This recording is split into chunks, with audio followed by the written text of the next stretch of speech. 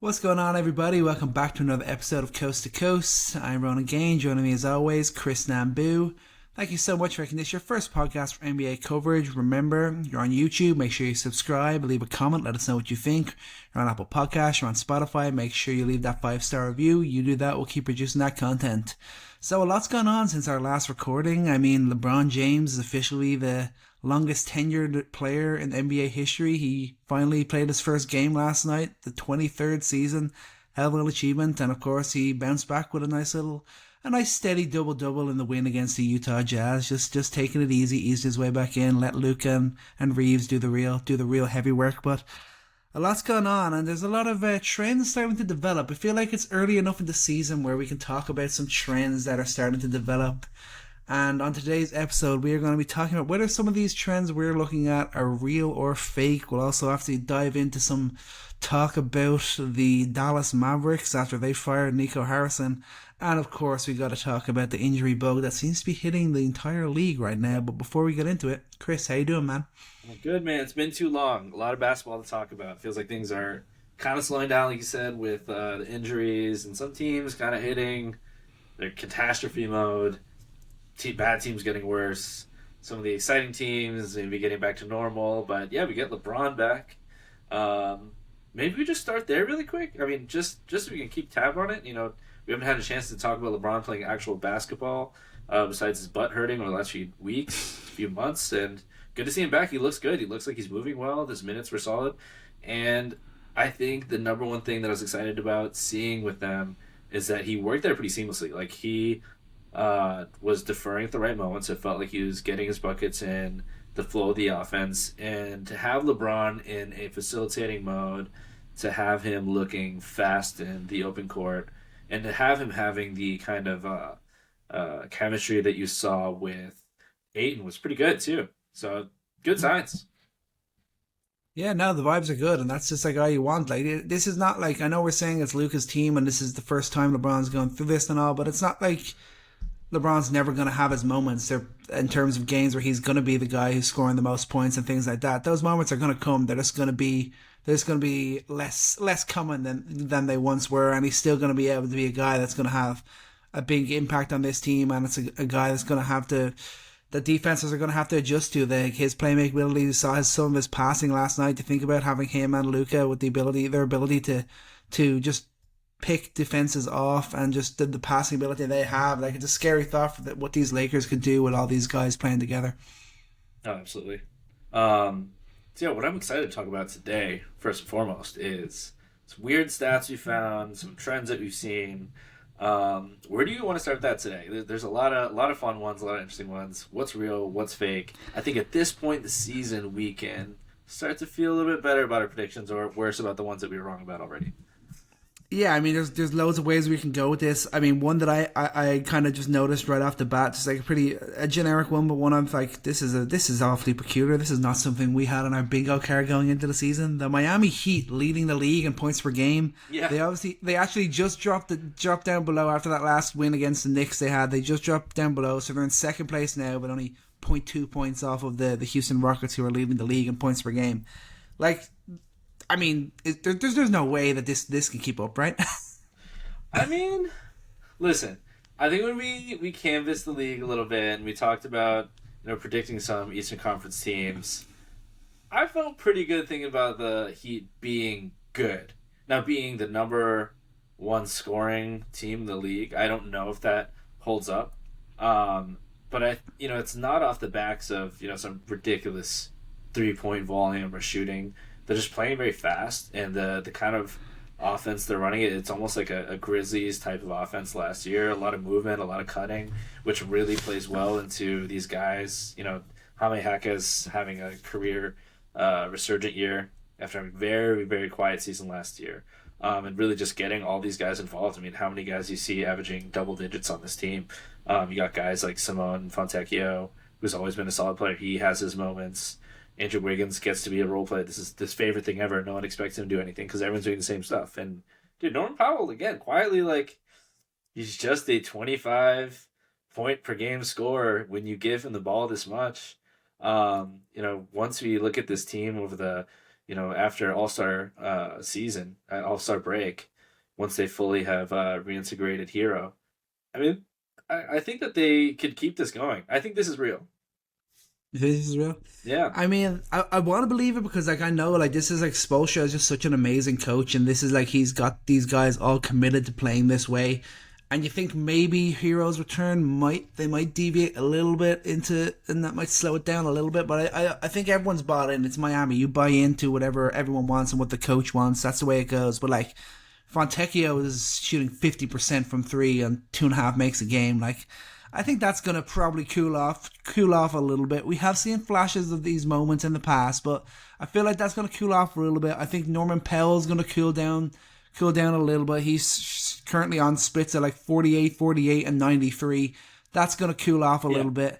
I think I'm tempted to like say that it's real, but I don't think they're tied for second right now, just 0.2 off leading the league in points per game. If they are still in this position at the end of the year, I will be shocked. But the way that they're doing it, I'm not going to say it's real, but I can believe that it's possible to continue. Sure. Would you be shocked if they're top 5? Maybe not second, but top 5. Yeah, to be honest, I this is just me being like so down on the Miami Heat and the way that they're trying. But like obviously, I've been watching the two games, especially against the Knicks. Like I can see, I really enjoy the way they're playing, and the speed that's where it's coming from, and that's why I think it has a chance of staying that high. Yeah, I mean they're playing fast. I mean they're only 15th in efficiency rating, so I mean bound to come down. But I think just to see them be a top 10 offense has been pretty surprising and really encouraging, because we know that I think what I like from this team is that they can attack from so many different angles, and this offense has really empowered them all to take the ball in their hands and play off of each other, and it's not all revolving around one guy. This is not the Jimmy Butler show. This is by committee, and it's allowed a lot of guys to step up, and I think that Hero will step in. So I will say real in that I think that this is a good offense. I don't think this is a top 5 offense. So if we're talking about them maintaining a top 5 scoring output, I guess I'll say fake. But in terms of like what we expected from them and them being a good, like viable top 10 playoff level offense, I think they've shown enough where Hero coming back, taking a little bit of load off of Powell, I think they'll sustain a lot of what they've done and maintain a top 10 offense. I don't see a lot of shooting luck. I see, they have the top 5 in difficulty of strength of schedule. So they've not had a ton of easy matchups here either. So I think it's shown me enough. Mm-hmm. No, I think that's fair. Yeah. I'll stay in the Eastern Conference. I'll stay with a similar vibe here. The Raptors, a team that we kind of not really paying too much attention to. The only thing I think we really paid attention to with the Raptors was their books and how expensive their team is. They're over the second apron. How can they be doing this? Not even competitive enough. They are 8th and 10th in offense and defense, respectively. So as of yesterday, my numbers may be off from last night's games, but hovering around like the top 10. And they've been number 1, right up there with the Heat. They have been number 1 in fast break points. They're 5th in points in the paint. And the biggest surprise for me is them being 6th in effective field goal percentage. They've been getting much better looks for a team that, again, like I think it's been talked about ad nauseum, like how they have too many on-ball scorers. They have too many guys who want to get to mid-range. They have too many guys that are just going to clog up lanes. It's not going to be an efficient offense. It's going to be a slog. And they played efficiently, and a lot of it's come off of the fast break. Is this who they are? Can we expect them to be a borderline top 10 team in this league? I mean, obviously, money-wise, would say yes. But can this continue with like some of the players on this team? Like, I guess this is what they always wanted to be around Scotty Barnes in a way. Like, this is a guy where Barnes is obviously developing his offensive game. This is a guy we like fully believe could be a real defensive star as well. and he can be an igniter of a team that can like get out in the fast break, and he can be the guy getting the steal and then running the fast break as like the lead ball handler, which is huge. And I guess that's, I don't know if this is necessarily that it's just down to Scotty that they're making this transition, but I guess like they're trying to build their team around this guy who is more than capable of doing that. So then you got to look at this sort of style of play and how they're trying to do it with a lot of like tenacious, handy guys, like a guy like Quickly, like an Ingram, like a Barrett, and think that maybe this is real. Yeah. I think it's been encouraging that they've had good vibes, and they've felt functional. And Brandon Ingram has played well. And all of them are, approaching 20 points per game. I think they've shared offensive success really well together. See a lot of good playmaking from Ingram. He's averaging 6.2 assists per game. Same from Scotty. And I think I'm just overall very surprised. I have a really tough time betting on this one, though. That's fair. I have a really tough time betting on it. I need to see more. I need to see, what do things look like when the game slows down? And maybe it doesn't. This isn't all just about, like, them relying on the fast break. They've shown that, Brandon Ingram, he can be their go-to scorer. And that's what they envisioned, right? What happens when, teams start to get into, like, just totally leaving Barnes, totally leaving RJ? What happens when they really start mucking up the paint that way? Do they have an answer for that?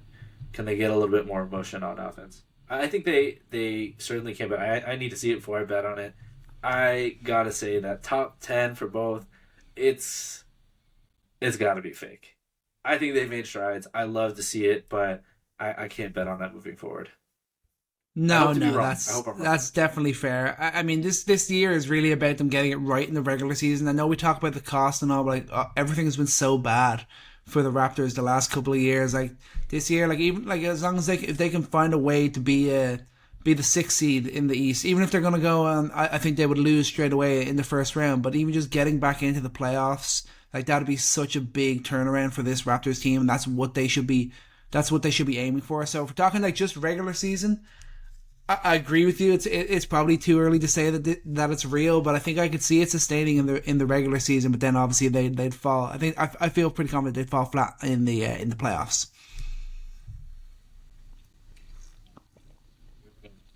A lot of offense, a lot of surprising offense. Yeah, I mean let's stick in on offense. The Houston Rockets leading the NBA in 3-point percentage, 42.6%. The Rockets are shooting. And the reason why I'm going to say I feel like this could be real is the fact that they are 30th in attempts. They are taking good shots. They are getting open. They are taking the best kind of shots that they can find. And that's why you kind of are willing to believe that this could be real, even though I don't think Tari Easton's going to continue to shoot 50% from three as the season goes on. But you'd like to think other guys might get a little bit better. There's the question marks around Şengün and Okogie. They're up there. They're shooting really well right now, and you have your question marks there. Reed Shepherd, obviously, we know he's an amazing shooter, and he's shooting a great percentage from deep. KD, obviously, he's always capable of just boosting it enough for any team to be a top level shooting team. But yeah, what do you think about the Rockets leading the league in 3-point percentage? 3-point percentage is absolutely fake. It's 100% fake. Yeah. But the thing for me is them being the number one offense in the league and offensive rating. Like, that is what I had at the very top of my stats that don't make sense. But here's how we make sense of it. They lead the league by a good mile in offensive rebounding and second chance points. And it's what they did last year. They decided we're going to beat the hell out of other teams in the paint.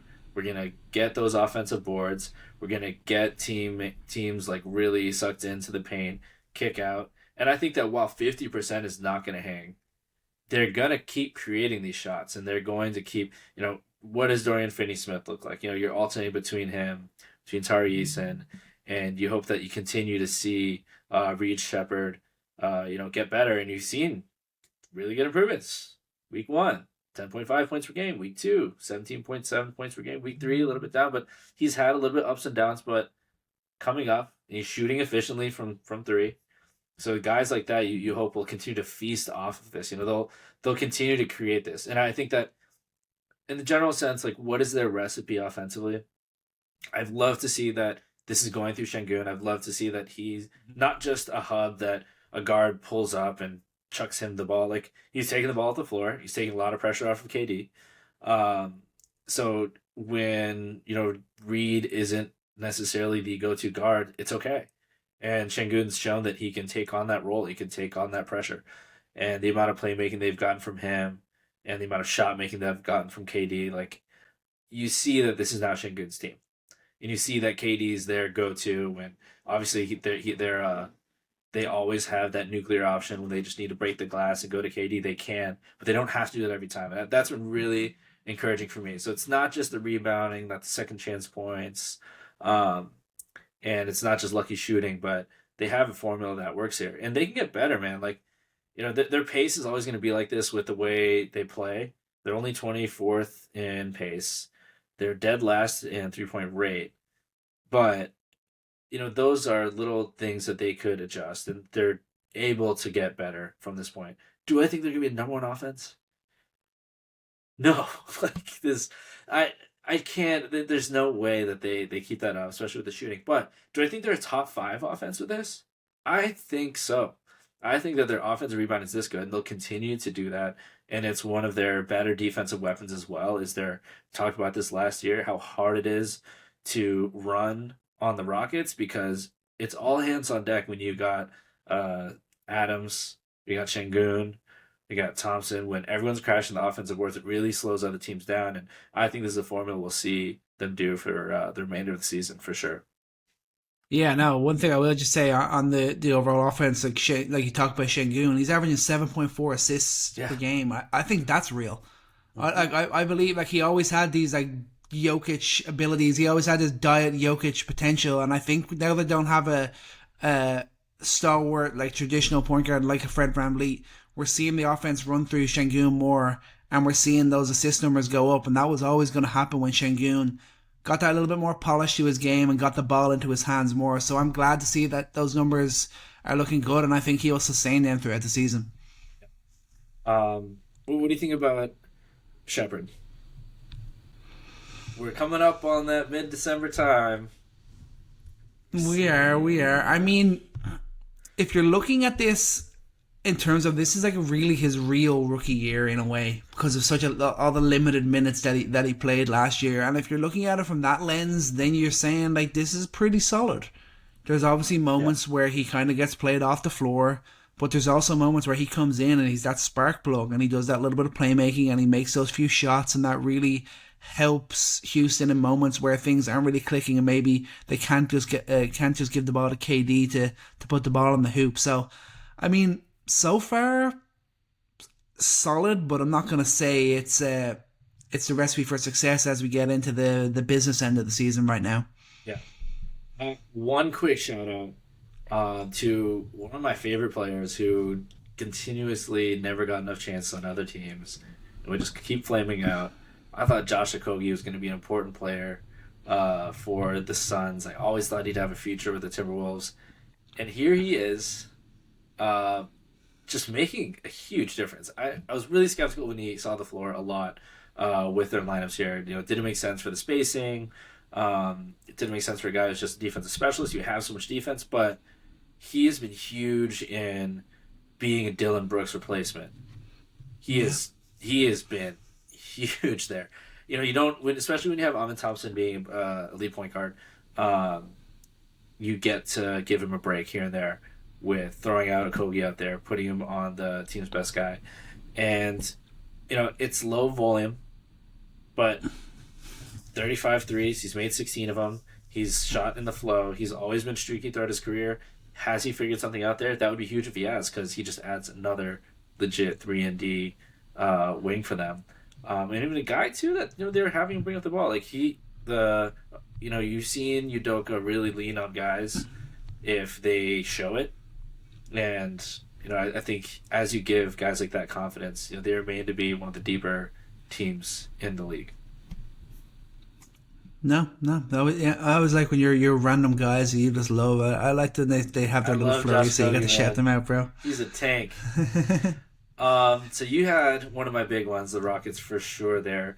Um, I guess we're just gonna keep going with offense, and I'll quiz you here. I'll give you three guesses. Whose starting lineup do you think leads the league in offensive rating? What team's starting lineup? Give you three guesses. Let's see. My mind's obviously no. I don't think I'm gonna say either Denver, New York, or let me throw in somebody random. I can't even think of a random team right now. The 76ers. No. 0 for 3. The Milwaukee Bucks. If you look Wow. at more than 50 minutes, more than 48 minutes, what team has the best net rating? The Bucks have the best offensive rating. Their five-man lineup: Giannis, Turner, Kuz, Rollins, and AJ Green. Can you guess what their offensive rating is? Again, this is for lineups. It's not for teams. This is for lineups. So some of these numbers get wonky, but 48 One minutes. 135 or something. 147 Wow. offensive rating. Their Before you defensive get into rating. it, that's fake. They put out a 99.1 defensive rating for the best net rating of any five-man lineup in the NBA. And this is a team that we, again, kind of similar to the Raptors, just not really sure what's happening. The best thing you could do with a pretty terrible decision of waiving Dame, which was maybe kind of poison pill that you had to take in their situation. That was the best thing you could do. I guess we'll just keep KPJ around. I guess that'll be our starting point guard. But then when KPJ went down, it's like, dude, what are they going to do offensively? And the answer has been Giannis just destroy everybody. And what a diamond in the rough Ryan Rollins has been. Yeah.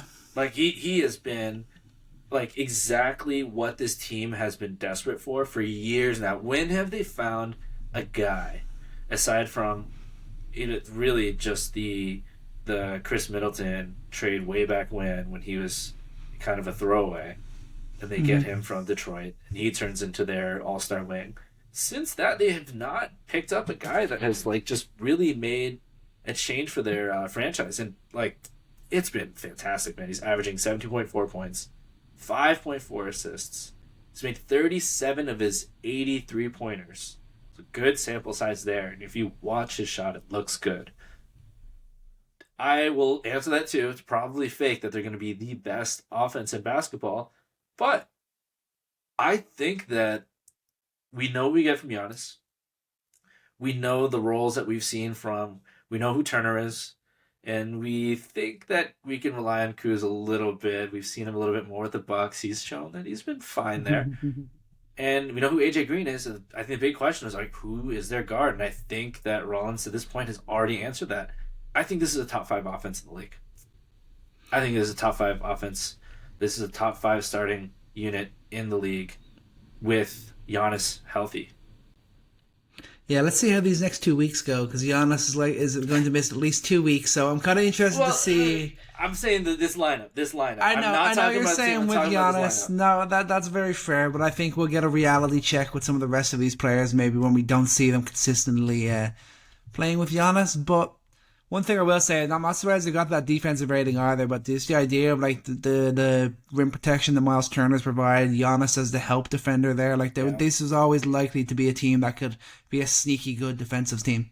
Yeah, and dude, Rollins is good on that end. AJ, he competes. He's small, but he's got help behind him. And when Kuz wants to play defense, he is a good wing defender. Great times for the Bucks. I think you got to be so happy with how this season has started for a season that felt dead, a season that started with, hey, is Giannis going to ask out? When is he going to ask out? And no, he's looked really engaged. He looks like he wants to have an MVP season. Hopefully that groin is okay in a couple of weeks, but really encouraging. That's what I got for the Bucks. Good stuff. Milwaukee. Yeah, let's go. Let's go Bucks. It's definitely been that. It might even out as the season goes on, but it's definitely be a surprisingly strong start from them. And you know what? Like, you just forget about it. You kind of forget that Doc Rivers is still the coach of the Milwaukee Bucks, or is that just Dude, me? That has to be the best case scenario. You don't want to know. I think that's actually a sign of good of like a healthy coaching situation. Is if you aren't really thinking about coaching. That's solid. That's as good as it probably gets for most of these guys. No, I think that's actually a really great point. I'm just going to talk about one team straight up, just in terms of their record right now and the way things have gone to start of the year. The Golden State Warriors. They're 9-7. They've had some really high highs. Steph looked incredible, like that game in the cup against the Spurs. Like Steph just doing Steph things that only Steph can do, just absolutely absurd. But then you look at their record, 9-7. Lost last night to the Magic without Banchero. They've lost the game to the Bucks this year without Giannis. They've lost to the Pacers, who we know that of their struggles. Is this team capable of going on a run, or are they just too reliant on Steph to be able to really like go on and really get high above like 500 this year? I think this team will always be reliant on Steph, right? Will this team ever not be reliant on Steph? So I guess the question is, can he do this for a full season? I think we also know the answer to that too, right? We've seen that his body breaks down, and it's because he's having just an insane run right now. As a team, they are 22nd in offensive rating. That's not sustainable. Like the floor really falls out if Curry's not there. Do I think their defense is sustainable? Yeah, I do. I think the Warriors as a defensive unit and, relying on Curry, and then, use hopefully, again, once Kuminga comes back healthy, hopefully he has the ability to raise their offensive floor without harming their defense too much. There's still that question. I think, I'm never going to doubt Curry. I'm never going to doubt Curry. I just doubt his health. So that's kind of doubting Curry, but it's whatever. So what do you think? Their record right now, real or fake? I'm kind of tempted to say it's real. Just like slightly above 500. They'll kind of hover around that mark the whole year. I don't think they're going to be a top 6 seed in the Western Conference. Interesting. See, that was another thing that I had. So, like, obviously the Spurs are 5th in the West right now, but they're obviously now going to be without Wemby, Steph Castle, and Dylan Harper for the next couple of weeks. So I was kind of flirting with the idea of saying the Spurs, are they going to be a top 5 seed? But then I'm also looking back and I'm like, who's actually going to go and take that from them? I can't really, I can't say for certainty there's a team that are definitely going to take that like 5th, 6th spot away from them in the West. On that note, really surprising team, the Phoenix Suns are 9-6. Yeah, they're not terrible. Is it the Phoenix Suns? Devin Booker looks good. Maybe. Their defense looks good. They look deep. Gillespie is a real point guard. He's not just another name that goes on this roster. I get excited. I don't get excited about Suns players anymore because I'm just like, oh, they're not going to play. They're not going to show up. It's never going to turn out. But Gillespie looks good. Iguodala looks good.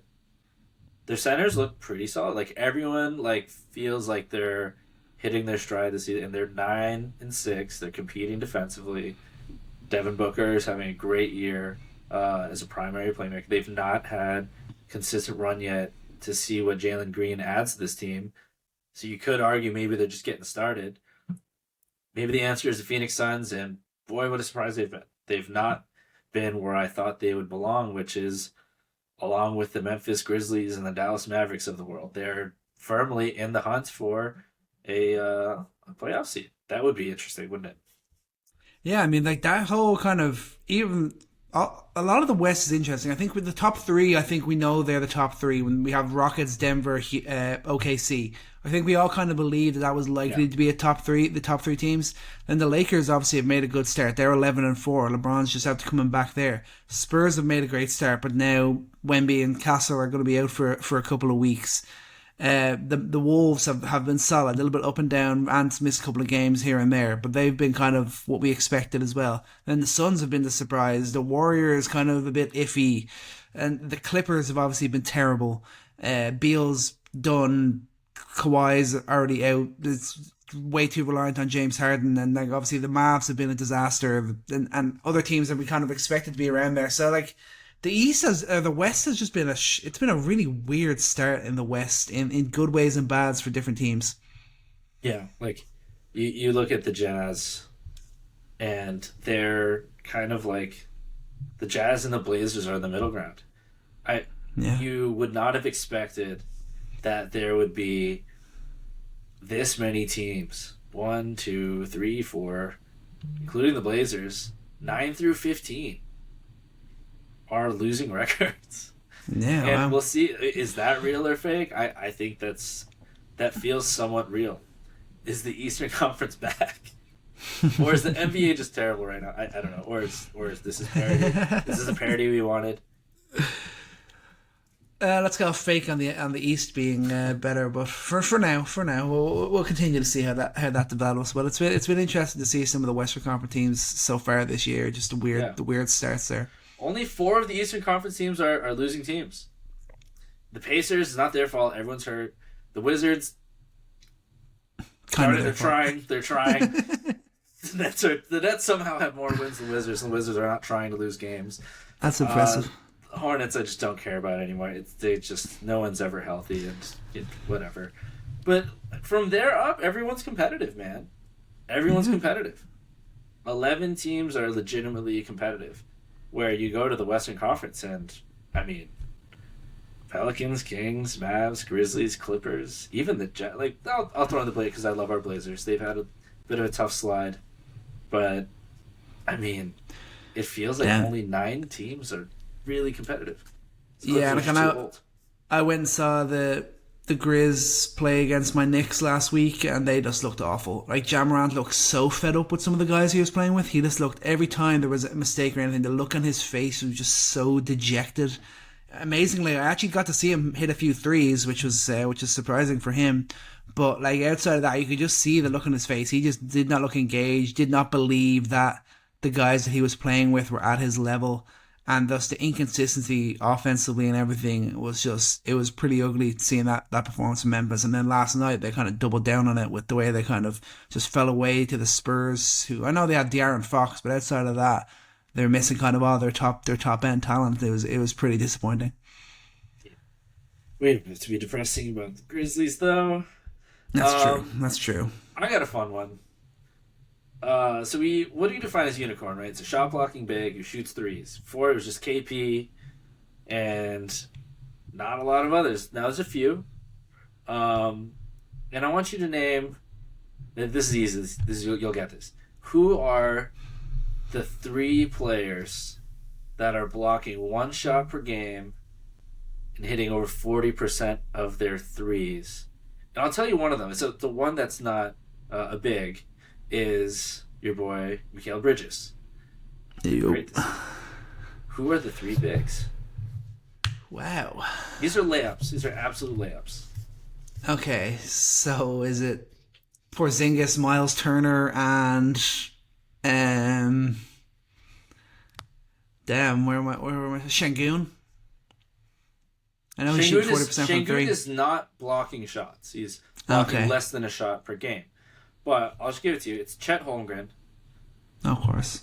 Yep, give yourself a face palm. That's an easy one. But Turner, Holmgren, and you would think KP, right?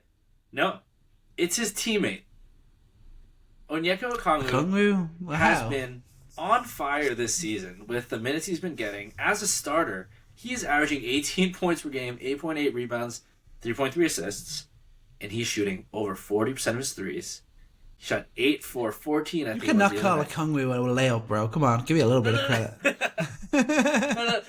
I was expecting you to say KP. I was expecting you. I led you astray there. I do those things. Chet should have been a layup, though. That's true.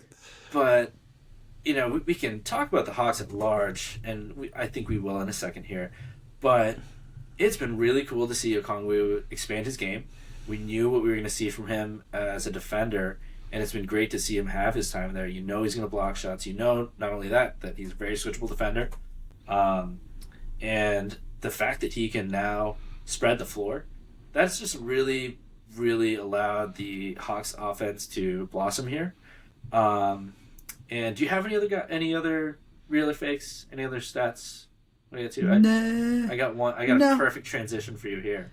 If you know. Yeah, transition me, baby. Come on, let's go. So I'll just answer it for myself. I've seen the shot come along, doubling his 3-point attempts per game. I say this is real. I think Okongwu joins the center elite here of a guy who can stretch the floor and defend multiple positions and block shots. He's almost a different kind of unicorn. But I think the real question, the real or fake question is, are the Hawks better without Trae Young? Ooh. They are 7-2. They've notably in that stretch beat the Lakers, Orlando, and we're considering Phoenix a competitive team now because they are. They've had a 119 offensive rating in the 9 games without Trae Young. They had a 112 with him. And pretty obvious point, their defensive rating has jumped from a lowly 119, which gives them a 0 net rating with him, or negative net rating with him, to a 109.8 defensive rating, which is very well within the top 10. They have a 9.2 net rating, which is just easy to say. They are a top 5 team in efficiency on both ends of the floor without Trae Young. Are these numbers real? In 9 games, it's 9 games. When you look at how they move, when you look at the lineups they put out there, just endless wings, multiple positions that they can switch everything. They got shot blockers. They got a lot of good cutters. They're leading the league in points off cuts. Is this a team that's better without a guy like Trae Young? I mean, I've always had mixed feelings about Trae Young. I mean, the way he was playing to begin this season, yeah, the team is better off without him. Like, it was ugly as hell. The shooting numbers were awful. I think Trae Young, still at his best, could still be a positive player on this team, but we're kind of seeing it less and less. And obviously, he started this year. The team made the most sense around him. This team that made the most sense for Quinn Snyder. He started there playing pretty poorly. He's gone out, and this team has flourished. So, I mean, the signs are all pointing to that this is real. And, you know, I really struggle to bring up the what's the opposite of a devil's advocate? A Trae Young advocate here, because I've done this before. I've said, hey, what if he does the off-ball shooting thing? What if he becomes more of an off-ball player, does a lot more relocating, plays off screens, becomes a movement shooter? It's time. Like, eventually, you just have to say he's not that guy, and he won't do that. You've given him time under Snyder, and that's not happened. And I think you have to explore the idea that, you know, this is a team that Quinn Snyder has really rolling here. If you re-inject Trae Young and the defense just craters and the offensive movement goes away, there's got to be a discussion of like, hey, like that we've found a recipe for the Atlanta Hawks that works. This isn't just the Trae Young show. This is the Atlanta Hawks. And I think you've seen like a flash of this identity that's really, really fun. I mean, just look up and down. I mean, defensively, their identity is just awesome. They have so many defensive playmakers. You know, you have Dyson Daniels and Jalen Johnson, such a great defender as well. Nah, just really looks good. They're very comfortable offensively as well. KP, the way he flows into this, and you got a really interesting defender like Okongwu. They just have so many defensive playmakers, and the fact that they've been able to really flow into good offense with these guys, it's not just a bunch of defensive specialists and stationary shooters that needs a guy like Trae Young to feed them. They're a dynamic team, and Trae Young's got to fit into that. He's got to. This can't be his team. He's got to find a way to fit in, and I have never seen him do that. Why is he going to start now? If there is a trade out there that makes sense for the Hawks, because they got some real good future assets. They got picks. They might have a very good pick this season.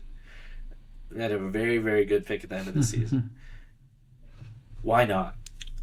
Like this is not Trae Young's team anymore. No, I mean there was obviously murmurs of that, and we've seen examples, and yeah, I mean it's going to be interesting. Like I think I'm not sure how much longer he's going to be out for, but it's going to be interesting to see what he comes back into because his team has obviously established himself into a winning team since he's been out. So yeah, I guess maybe it's like a last chance, a last like example of what we need to see with him as part of this team to see if kind of craters him, to see if just really disrupts things, or he can learn to be a part of it. It's an interesting one. It's just you look around and it's like who wants to trade for him? That's the real question there. And let me be full clarity. I will fully admit that I was very excited for Trae Young. So yes, am I turning very quickly? Yes, I'm turning because I've seen this before. And, I had a lot of hope, and I still do. I'm not going to call it right now, but I'm saying if he comes back, and by All-Star break, like, you just have seen what the team looks like without him, and you see that things don't change with him, I think that's my final straw. I can be hopeful for what he was supposed to be for this team, while also recognizing that I think they have actually a lot of potential without him now that I've been able to see it. Mm-hmm. Mm-hmm. Just cover my eyes. There you go. Of course, yeah, you got to do that. That's crazy. We're gonna get the Atlanta Hawks as our random team of the week, aren't we? No, guaranteed. But no, they've been fun. I think there's been a lot of surprises throughout this season. Let's get to a couple here that have surprises early on, but are kind of coming back down to earth. Just real quick. Blazers and Bulls. We don't have to play the funeral music yet, but maybe for the Blazers, they have most certainly come back down to earth after beating the Thunder. They just can't seem to win a game right now. They've continued to be competitive, but now dipping below 500. Do you feel like this is where they're supposed to be, or are they just in a rough patch? Do you feel like they'll make a bounce back? I think this is where they're supposed to be. Without that kind of legit like half-court presence, without that kind of consistent coherence on the offensive end, I think this is kind of where they're meant to be at. They're meant to be kind of it feels like a 40 and 42 sort of team. That kind of seems like the vibe with them. Maybe pushing that up to like a 42 and 40, but that kind of feels like a ceiling for them. Yeah. It's a bummer in this stretch. I mean, I think you see that without Drew Holiday, their defense really again, I think it just goes to show how important he's been to them. They just can't get a stop without him on the floor. And you really hope that once he comes back and once you get Scoot back, that Scoot's going to mold into that kind of impact.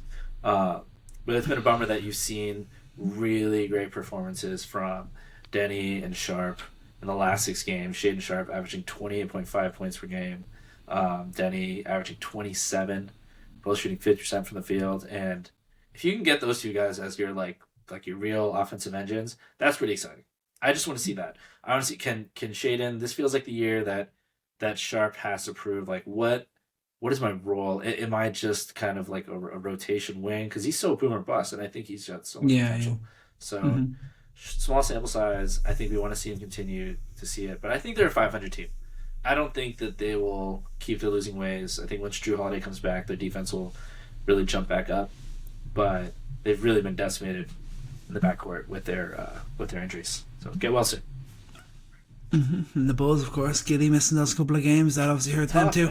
They have been. I mean, one game lost to just the absolute greatness of Wembanyama, who scored more than the Bulls in that fourth quarter by himself, erasing shots, taking pull-up threes, like doing little kitty lands over his children under the basket. Just a lot of unfair stuff we've seen him do over and over again. But the Bulls have definitely come back down to earth. The pace that they play with, I think they've continued it, but it's good to see Kobe White back. It's really disappointing to see them kind of collapse defensively in late game situations. It's great that they can continue to score along with anybody. That's fine. Yeah. But they've got to get stops. And they've got to be consistent with rebounding. There's a lot of times where they're great at running, but got to hit that defensive glass as well. And I hope this continues, man. Honestly, What I would love to see from the Bulls is, I love that you have function, then you have competition, and you have guys that are proving the roles. But I'd love a pick, man. I need a pick. And if I can get 140 points and really see the vision, like, wow, and compete. I just want to see Josh Giddey's competed. He's had some decent showings defensively from here and there. Not if you're not including the ankle breaker. That was rough. I don't want to talk about it. But if I can get losses, I can get tank wins, and I can see the offensive vision improve, then I am a happy Bulls fan, because we know that every loss we've had is to a team with a superstar. As soon as we start hitting that stretch, you lose to your Donovan Mitchells, you lose to your Victor Wembanyama's, hell, you lose to your Lauri Markkanens, right? Like, you need that guy. You do it having him back, huh? Yeah, I mean, that's the way it goes with the Bulls. It's kind of, and I guess it's got to be a good sign for you that the East has been so competitive to start the year. That's kind of got to be intriguing for you as well. Yeah. In terms of your willingness to want to go and find a pick. Exactly. So those are my not so surprising changes recently. I think that's very fair. And then let's hope that maybe next week they'll have swung back around, because we get things wrong on coast to coast all the time. That's probably what's going to happen. The Bulls and Blazers will probably win every game between now and the next time we record. Are we moving over to talk injuries, or is it time to talk about those Dallas Mavericks? Let's fix the Mavs, kind man. of the same Let's fix conversation, the Mavs. right? Let's fix the Mavs. He who will not be named was fired, finally. He should have been fired about 7 months ago. But the Mavs are now moving on to a new chapter. I guess we just have to talk about what chapter that will actually be. Like, does this firing mean that there's a change of direction? Is this just kind of like an apology scapegoat fire? Like, hey fans, sorry this sucks. Let's just get this guy out of town. We're good now, right? Like, is that what this is? Or are they actually looking to change direction? Are they moving away from this fairy tale of them challenging for a championship with this current roster? That's, my first question. Like, what is this actually going to move towards? That is an amazing question. It feels like the firing was really just because they know what an ugly scene it is in Dallas right now. Not even just on with the performance of the players and losing Luka and that sort of things. It's like the fact that every game all you're hearing is fire Nico, fire Nico. There's such a negative aura around everything involved with the Dallas Mavericks right now, and your young budding superstar Cooper Flag is coming into just all this negativity. So it not that he didn't deserve to be fired, but it does feel like a little bit like you were saying, oh, she's kind of, okay, he's gone, we're good now. It does kind of feel a little bit like that. It's going to be really interesting to see how they look to dig themselves out of the hole that Nico has put them into. Yeah, and I think it all ultimately comes down to, do they trade Anthony Davis? Or will there be a sunk cost? It depends who comes in, who controls the situation, because the cost was not theirs to be sunk. They can come into this with, a lot of clarity, unless there's a mandate from the top to go for a playoff run. So I think, truthfully, as a fan, if I'm a fan of the Mavs, and I am a fan of Cooper Flag, I would not want to try to do anything here. Why would we not try to add talent around Cooper Flag in the initial stages of his career?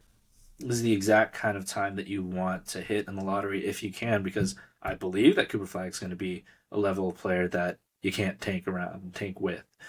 And for you to achieve mediocrity with this team, who I think is just not quite there to do anything relevant in the playoffs, I feel like I'm teetering on that, and it just comes down to AD's health.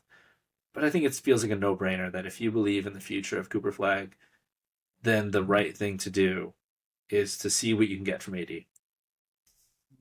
They're 4-11 now. And thankfully for them, they do own their pick in 2026, so there's no worry about anything there. There's no potential for it to go to another team if they finish too high or too low or anything like that. So that's obviously huge for Dallas. And then you just look at something like AD is aging and AD just keeps getting hurt. And he's got a big payday coming that I don't think the Dallas Mavericks are going to have any interest in paying him. And then you look at other guys like Clay. That was always like, I get why they took that risk, but that always had the potential to end up like this, where Clay just crashed and burned. The second the Warriors gave up on him, you knew Clay was pretty likely finished. And so far this year, it's been absolutely horrible. He's now dropped out of the starting lineup. Shooting numbers are absolutely pathetic for one of the greatest, if not the greatest shooter outside of Steph Curry of all time. And then Lively slowly like turning into the next coming of Robert Williams with how inconsistently he's on the floor. And still, you look at that, and Kyrie, last week, I see the Mavs saying Kyrie's return imminent this week, or today even. I get a notification saying the Mavs may not bring Kyrie back this season. They might have him sit out the whole year. So, I mean, I really don't know what the plan is this team, and does all the damage that Nico Harrison did in some of the trades that he tried to make, like you think of even the smaller ones, like trading Quentin Grimes for Caleb Martin, like that was an absolutely ridiculous deal when we see what Grimes is doing right now. Just ridiculous. And you're just kind of look at it and say, will the next guy that comes in just try to be overly cautious and not try to make any big swings in an effort to just kind of keep things calm and keep things as is, and hope Cooper Flagg can just develop into this superstar who automatically makes you a playoff team every year? Or are they going to be willing to break down the walls and look what they can do to get rid of? We don't know what Kyrie's going to come back to, but like look at like Kyrie, AD, Clay, maybe Gafford. You kind of look at all those guys. Like, these got to be assets that they kind of at least got to consider trading and kind of really look and build around what they have right now in Flagg and Christie and probably still Lively, and then just look to like everything they do now is just about building this team around Cooper Flagg. That's all any consideration should be. No, we need a win in the next year or two. Just everything to make things right around Cooper Flagg. They already got their golden ticket. They've got to just invest in that now. Yeah, and I think I always have been of the mind that Anthony Davis is not a 4, and he's never going to be at his best as a 4. And I think that we've seen in the limited time that we have that the offense doesn't make sense with Coop trying to run point, AD playing the 4, and a rim running bit. Like the recipe doesn't make sense. There's not enough creation. There's not enough spacing. And the best version of this team is not with Anthony Davis on it, even if they're healthy. And I think that this is a blessing in disguise, and that I think it's an early wake-up call that this isn't a team that's going to go very far. I do think that if they were healthy, like, they're probably a good play-in team. But I guess what good is that?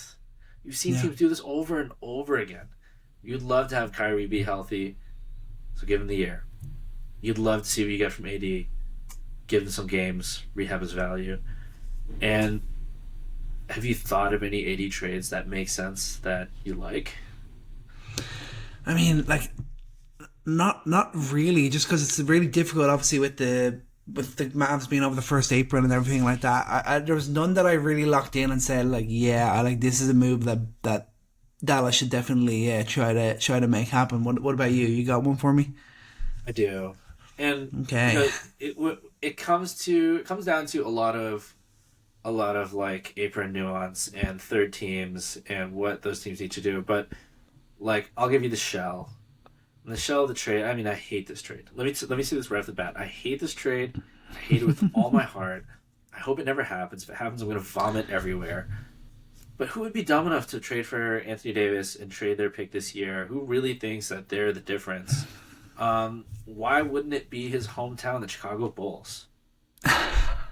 Why wouldn't the Bulls finally see their opportunity to get that star back home? I mean, they love to get their Chicago guys in. They're leading the league in nothing except for native-born Chicago players on their roster. What does he do realistically? Just from like a motivation standpoint. Anthony Davis, when he's healthy, fixes everything for this team. And the Bulls, they need interior defense. they need a better. They don't have a lob threat, and they have a lot of good playmaking guards. I mean, imagine Giddey, Kobe, Jones, whoever's left after this trade. And I think you ultimately the goal of this trade is to keep most of your guards. You keep Vooch so that you can have Vooch be this floor spacer. You can alternate between him and AD. But I think no matter what way you put it, you know that this team has enough guards to get off of, whether that's Jones, Sunmu, hopefully not White. Hopefully that the mission is having White and AD together. But with the salaries of Vooch, one of their mid-higher 18 mil per year guys, whether they're looking for an expiring in Collins or they're looking for a longer-term deal with Pat, you find a third team to supply that cap space that they can absorb contracts, and you send out your first-round unprotected pick, and you have to send out second-rounders to the absorbing team. And that type of trade, we've seen that happen, but that all from the Mavs direction, that all just depends on what the value is of AD. Mm-hmm. If you get a pick and you get a good long-term guard, if you get yourself a Trae Jones, and Trae Jones has absolutely made himself like the league's on alert. Like, this is a starting caliber point guard that's hanging around a team with too many starting caliber point guards on his team, right? Mm-hmm. He's available.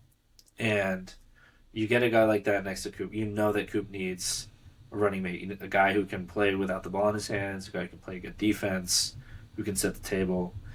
What the Mavs want to make a trade, if this is all they get, if all they get is another first-round pick and a serviceable starter and not some massive, multi-pick deal, are they willing to stomach that? Because I think that's what they're going to have to realize. I mean, they should be, considering the fact that they didn't give up any picks to get AD in. So, I mean, it's not like oh, we only just traded for this guy less than a year ago and we just completely diminished in value. I mean, I know they gave up Luka, but that was a choice that they made. They wanted to give up Luka. That wasn't that Luka wanted out or anything like that. That was a dumb decision that the Mavericks made to give Luka up in that deal. At least they've got Max Christie there, who you look at him right now. Obviously, he ended up being a top 15 pick as a player like that. He's getting great production out of a guy like Max Christie. He's a solid valuable young piece to grow alongside Cooper Flagg. But I think they've got to be realistic about what they can get for AD, and I think it's important to realize that the amount of money that he's costing them right now to not be playing, and the amount of money that he is expecting to get paid when I believe he is up for an extension later this year. End of the season. The end of the season. Yeah. And he'll be expecting one last big payday, and I don't think the Dallas Mavericks would be smart to make that investment. I think a team like the Bulls would be just good enough and definitely just dumb enough to make that investment. And the Mavs got to be smart. I think they just got to take what they can get. I think AD's value could definitely get worse, especially as they become sellers. You don't want to be in a position where you need to sell. You're getting closer to free agency and you're getting closer to, all these rumors swirling, and then you got to consider, where does Clutch play into this eventually? Clutch is going to rear its ugly head and demand out. But it'll come. If they trade AD back to the Lakers for LeBron, that's something that they could maybe do in there, yeah. Yeah, that'll be the day. But yeah, it's just we keep on the Mavs, it's just does Nico's decisions and some of the moves that he made, does this continue to haunt them forever, or are they smart enough? Have they got out of it early enough to be able to turn this around? Because I mean, if this can't get turned around in the Cooper Flagg era, what if it comes another couple of years down the line and the things are still just a mess around Cooper Flagg, and then he wants out? You never know what might happen until there was a lot of pressure on the Mavs to get things right around Cooper, and I think it needs to start as soon as possible. Yeah. What about Anthony Davis for Joel Embiid straight up?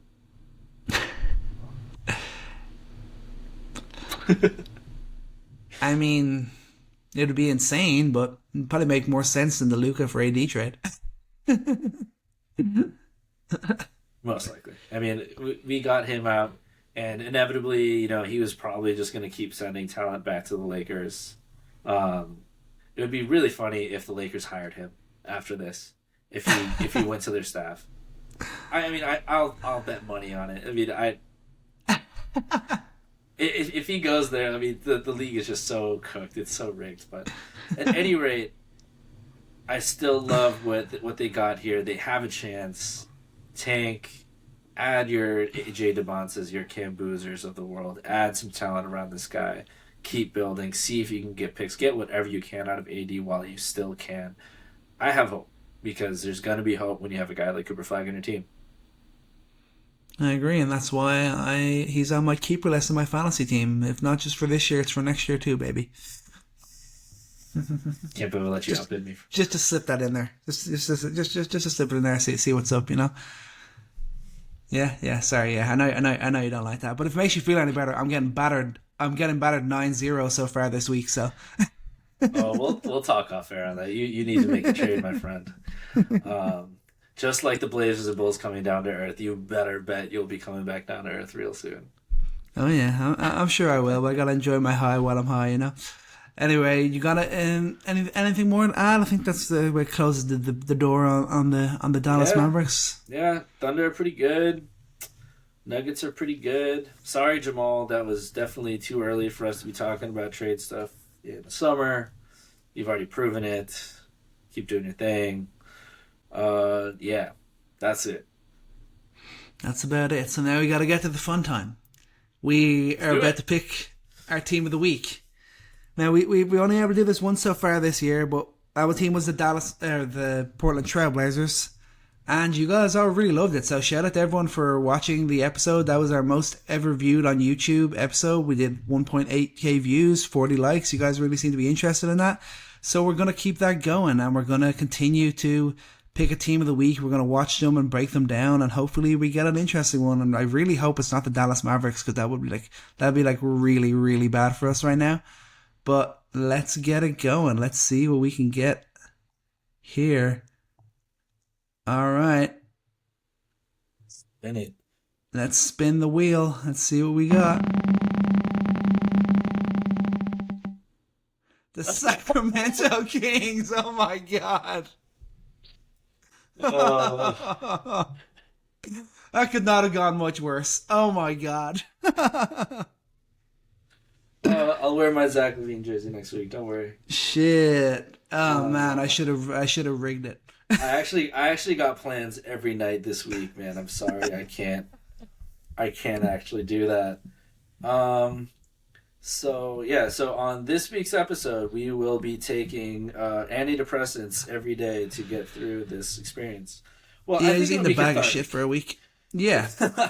This will be cathartic. We'll have the opportunity to, I'll have the opportunity to relive the experience of the DeMar Levine experiment. Like they don't even have they don't even have a young guy. I'm like, I want to really watch him. They do. Keon Ellis.